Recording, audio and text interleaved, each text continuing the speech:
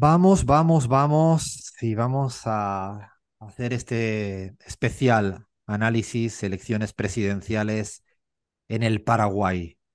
Desde Asunción, desde donde estamos hoy transmitiendo, al menos yo, la pizarra, un país que yo diría que no mucha gente en América Latina, y la semana pasada nos reíamos un poco al respecto, pero le da la importancia política que tiene.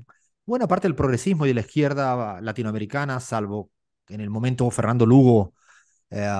Luego pasó página. Es cierto que hay una hegemonía, ¿no? De los colorados con la dictadura de Stroessner. Es un país, es un partido incluso para entenderlo difícil, porque no es un partido que nace con una concepción de derecha.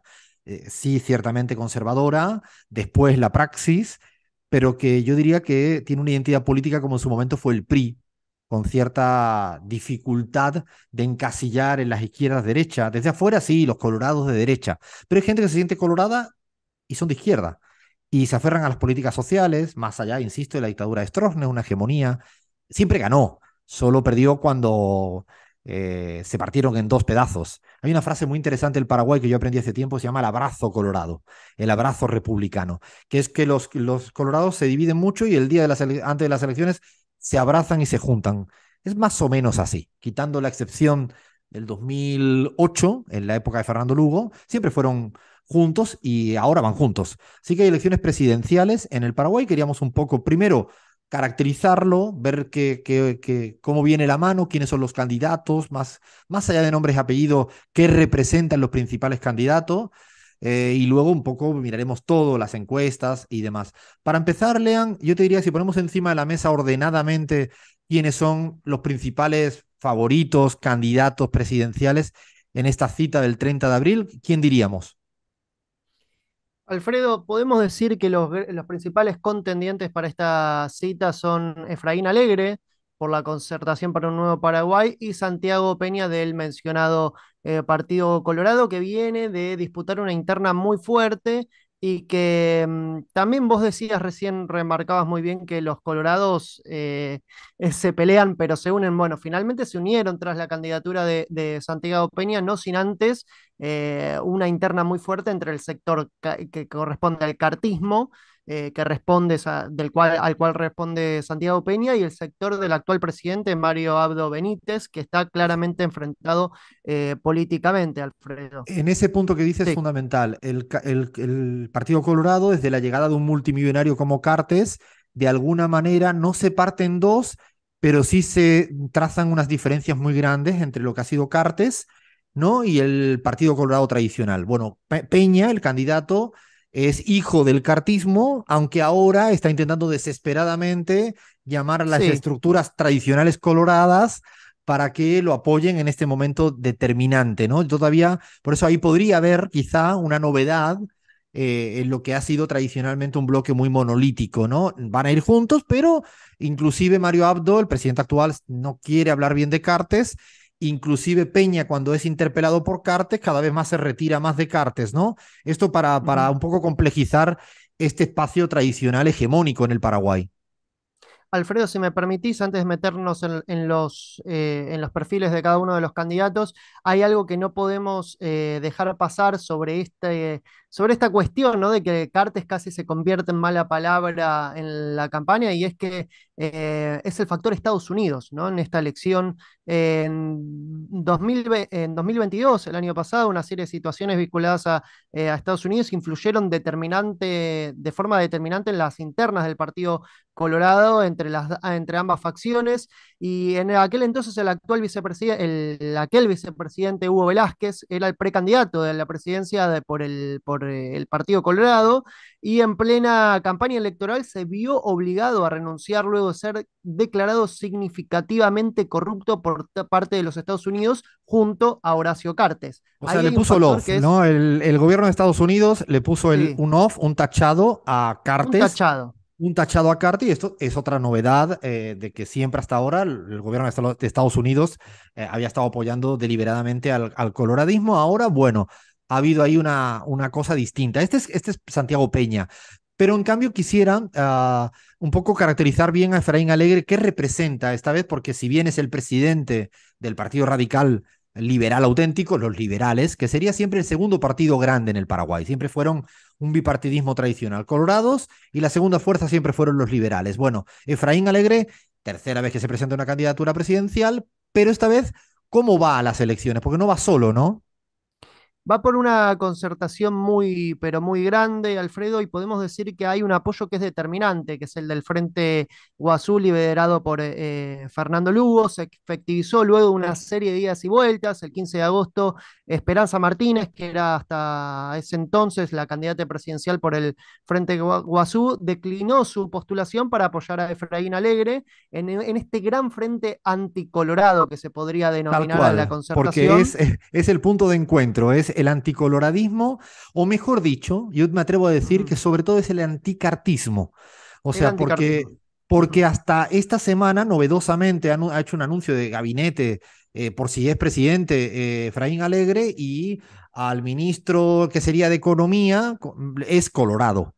Eh, por eso me atrevería a decir que es como un anticartismo anticolorado, pero sobre todo anticartismo que tiene Frente Guazú y gente de todas partes, ¿no? Hasta la vicepresidenta, la candidata a vicepresidenta, viene de las filas de ser una tecnócrata del coloradismo, ¿no? Del coloradismo, exactamente. Estamos hablando de Núñez, quien es la candidata a vicepresidente. Tenemos ahí un audio en el cual, cuando presenta Efraín Alegre su gabinete, Soledad Núñez hace un poco de mención a este acuerdo muy amplio que representa la concertación. Lo escuchamos.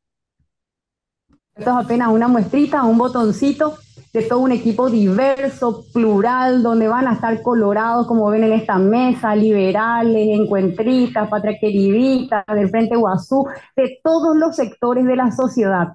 Nunca más discriminación por la afiliación político-partidaria, decirle a la gente que acá venimos a cambiar las cosas, cambiar la manera de hacer política, cambiar el modelo que hoy nos tiene en el atraso y construir juntos un nuevo Paraguay.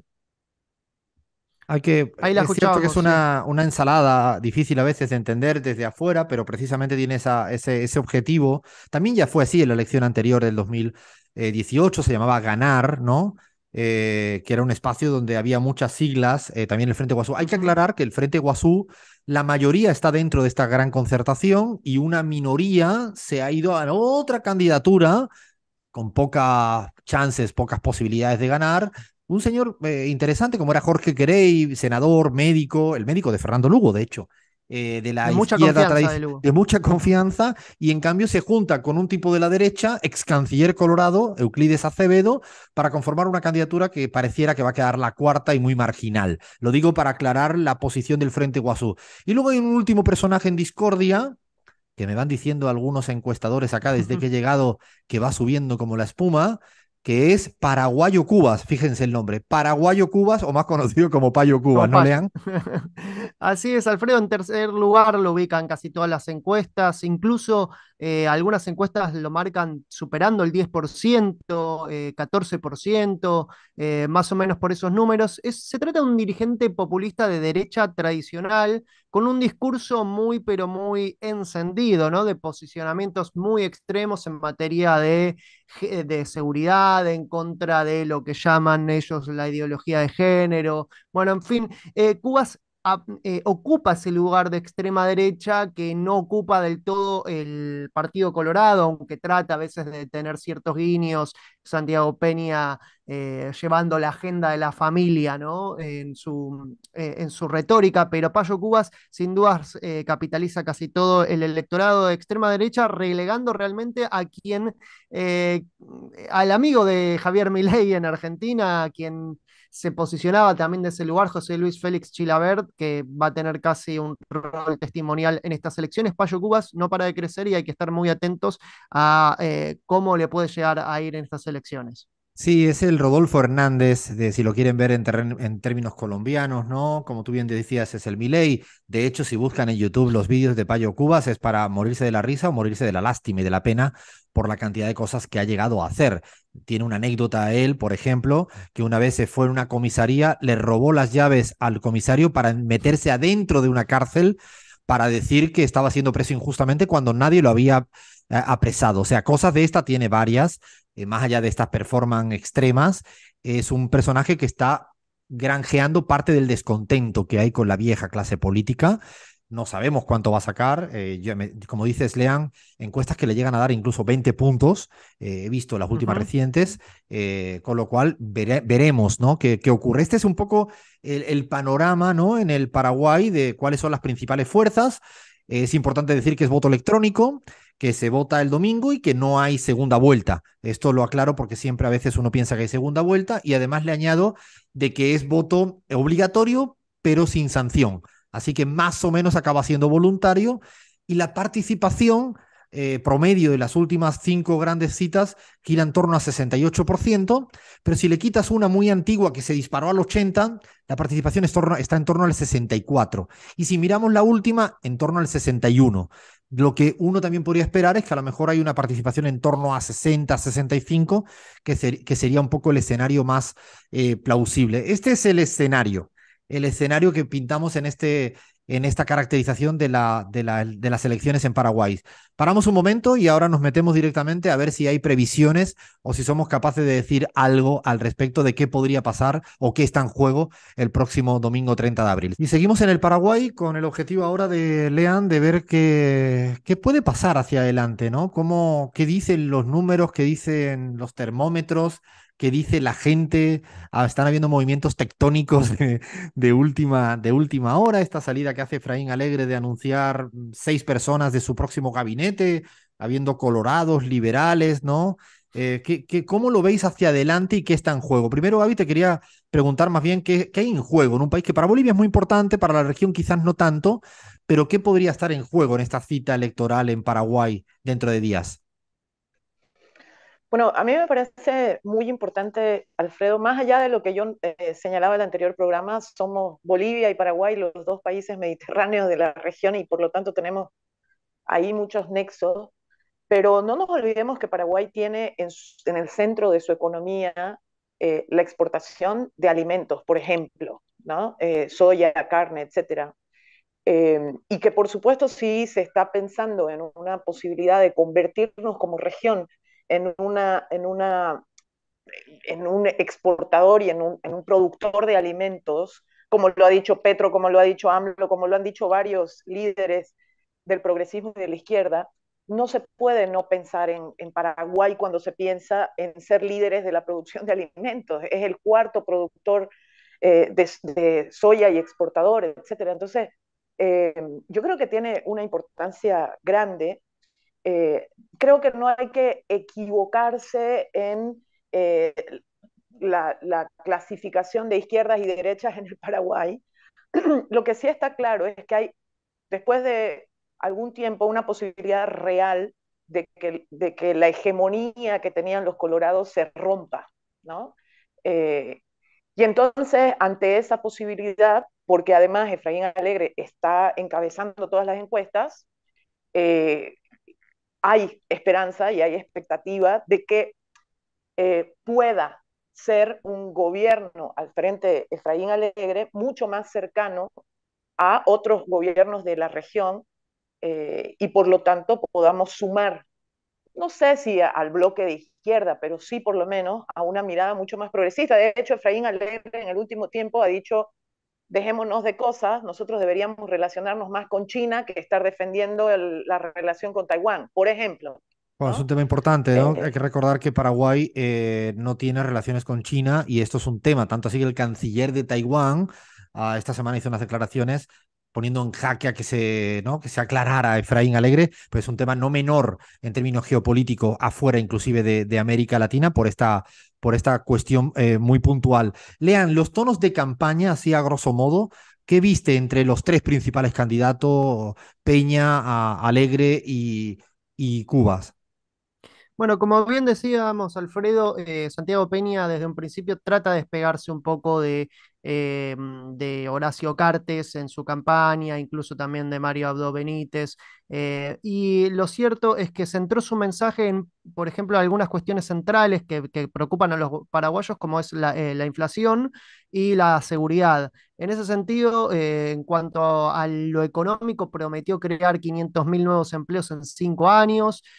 También insiste mucho en la idea de generar condiciones para que Paraguay se convierta en una plaza de inversiones aún más apetecible para empresarios extranjeros. la seguridad también, fortalecer a la policía, incluso también buscando un poco el voto de Payo Cubas, ¿no? Y el voto más extremo no tuvo ningún reparo de elogiar al ex dictador Stroessner en alguna que otra entrevista. Por otra parte, Efraín Perdona, Alegre, podemos... Lean, Sí, respecto a Peña, para mí empezó intentando ganarse la palabra cambio, no era creíble porque era de los Colorados, y después exacto. se deslizó hacia una idea de lo tecnócrata y lo joven, como para Sí. diferenciarse de Alegre. Yo creo que eso fue un poco la estrategia electoral que ha desempeñado en este último periodo. Y en el otro lado, Efraín Alegre con un lema muy, el cambio ya llega. O sea, él sí se abrazó al término cambio y al término alternancia, ¿no? Ujú. Al término alternancia y también a la lucha contra la corrupción, ¿no? Porque podemos decir que en Paraguay cartes y corrupción es casi un sinónimo, ¿no? Para un gran sector de la sociedad. Habló mucho de enfrentar a las mafias, a la corrupción. En casi todas sus declaraciones polariza directamente más con Horacio Cartes que con Santiago Peña, se puede decir.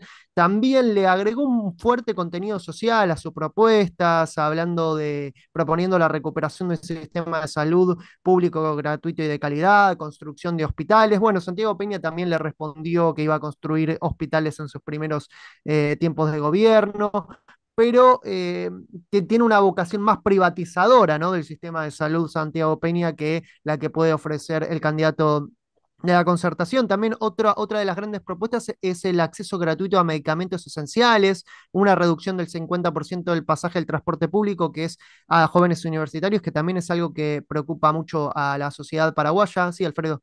La tarifa eléctrica, que es una de las propuestas que tuvo en el 2018 muy fuerte. Exacto. En la línea de lo que estabais hablando antes, tanto Gaby como tú, Lean, es importante que la semana pasada Pepe Mújica estuvo en Asunción en un acto conjunto con Efraín Alegre, dando una Ujú. muestra que guiñaba al progresismo claramente. Y también esta semana en un desayuno muy temprano, digo muy temprano, en horario paraguayo, horario boliviano. Si esto lo hacen en Argentina, no va nadie al desayuno, ¿eh? Ni Alberto, ni Cristina, ni Axel, nadie va al desayuno.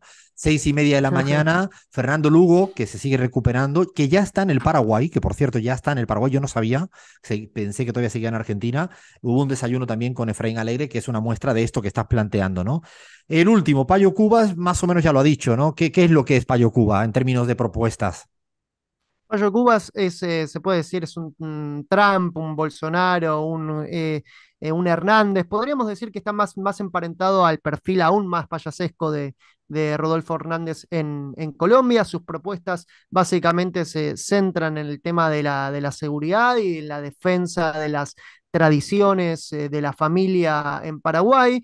No hay que subestimar este discurso que cala muy profundo en Paraguay, de hecho lo animó incluso a Santiago Peña a salir de ese perfil tecnócrata de centro derecha tan prolijito que tiene él, incluso lo animó a agitar un poco, ¿no? Ese voto conservador de la derecha colorada. Payo Cubas básicamente propone eso, cosas, se puede decir, pueden ser delirantes para gran parte del electorado, pero que tienen muchísimo Está peso. ahí el tercero en discordia y Ujú. como tú dices, me parece la frase es no hay que subestimarlo. Y ahora ya, de cara, Alfredo, sí, sí, dime Gaby. solamente un detallito. Yo les pido que revisen cómo esa propuesta de 500.000 empleos en 5 años es una copia de la propuesta de Gonzalo Sánchez de Lozada en Bolivia. O sea, es impresionante que 15 o 20 años después te traiga una propuesta boliviana, de la derecha boliviana, y la ponga sobre la mesa.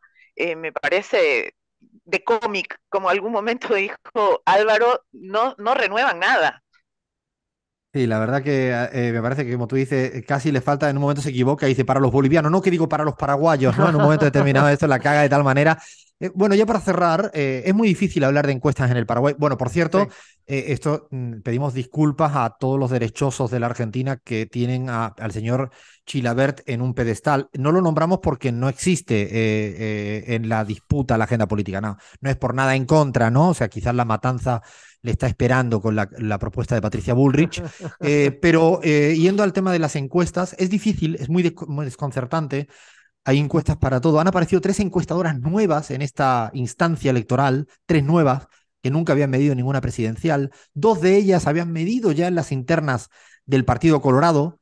y se equivocaron como entre 20 y 40 puntos a favor de Peña.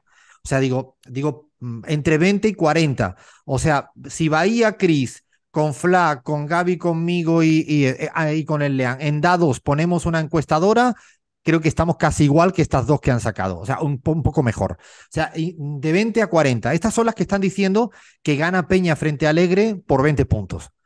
O sea, yo recuerdo en el 18 que también había otra, Ati Sniz y Capli, que le daban 30 puntos a favor en ese momento, de Mario Abdo frente a Efraín Alegre, inclusive el mismo día de las elecciones. O sea, lo digo un poco con broma, con sorna, porque es esto el mundo de las encuestas en el Paraguay. Luego está la otra que es Atlas, que es, diría, la brasileña más seria, que acertó en la votación de Boric. Hoy miré los números, que acertó la votación en primera vuelta de Bolsonaro y de Lula, no, con más fallos en segunda, más aciertos en primera, pero esta sí le está dando por la mínima una victoria a Efraín, ¿no? Aunque va a salir una nueva y me van diciendo que va a haber casi un empate técnico. O sea, con una subida, esto no está publicado, me he informado en el día de hoy, que va a haber una subida de Payo Cubas. Es difícil saber qué va a pasar con las encuestas en el Paraguay, ¿no, Lean?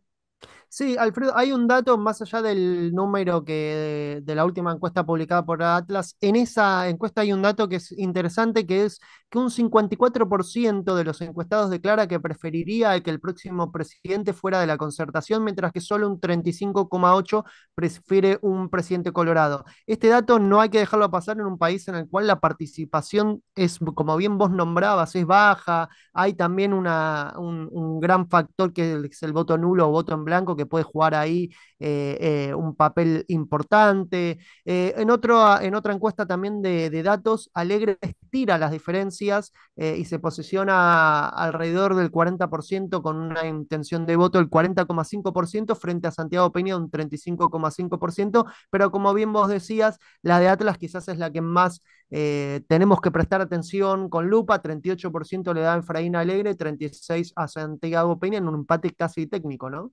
Sí, es casi un empate técnico y como decía, si uno mira las otras que se llama Oima Data, Multitarget, FASAC, son nuevas, insisto, se equivocan 20 o 30 puntos a favor de Peña en la interna, y Ati Sniz también se equivocó en 30 del año 2018. Es muy complicado, es muy difícil saber qué está pasando en las calles, en los barrios, en el Paraguay. Es cierto que el poder económico le ha dado más o menos un beneplácito, un guiño positivo por primera vez a Efraín Alegre. Esto significa que vaya a ganar seguro. En eso nosotros somos serias, y preferimos ser muy prudentes al respecto. Ha habido management and feeds, ¿no? Las agencias de calificación de riesgo diciendo ya ha ganado Efraín. Yo en esto, la verdad, que no soy capaz de ponerme con claridad en un lugar ni en otro. Bueno, no tenemos más tiempo. Hasta aquí el análisis del Paraguay. Lo vamos a ver la semana próxima, ya a pocos días. Actualizaremos el mundo de las encuestas y alguna que otra cosa anecdótica de Cartes, de Efraín, que tenemos ahí guardadita.